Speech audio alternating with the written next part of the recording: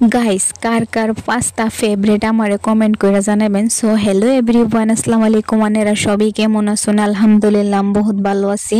তো ফার্স্টে আমি পাস্তাটা বয়েল করবার নিগে অল্প একটু নিমক আর অয়েল নিয়ে নিয়েছিলাম পানির মধ্যে। তারপরে না সিদ্ধ হওয়ার পরে দেখি গাইস এত লেত্রা বাড়াইছে। জীবনে ফার্স্ট বানাইলাম তো পাস্তাটা, তো জানি না যে এটা কেমনে লেত্রা থাকে কি না। তো আমার কাছে মনে হলো যে লেত্রা আছে। তারপরে সিদ্ধ করার পরে আমি আর অল্প ধুয়ে নিলাম। তারপরে ওইটির লিগে যেটি যেটি বস্তু লাগে সবগুলো নিয়ে নিছি।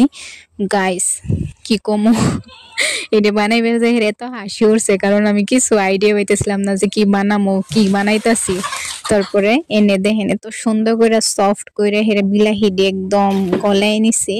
তারপরে পাস্তা ঢাইলা দেওয়ার পরে ভালো করে আরো একটু লড়াচড়া করে নেওয়ার পরে ফাইনাল লুকটা হইছে এটা। তারপরে ভাবলাম আমি ট্রাই করে দেখি কেমন হইছে। তো ট্রাই করার আমি তো বহুত এক্সাইটেড আসলাম। গাইস খাওয়ার পরে রিয়াকশন কিছুটা আমার এমন আসাল, বিকজ নিমক একদমই হইসাল না, নিমক বহুত কম হইসাল।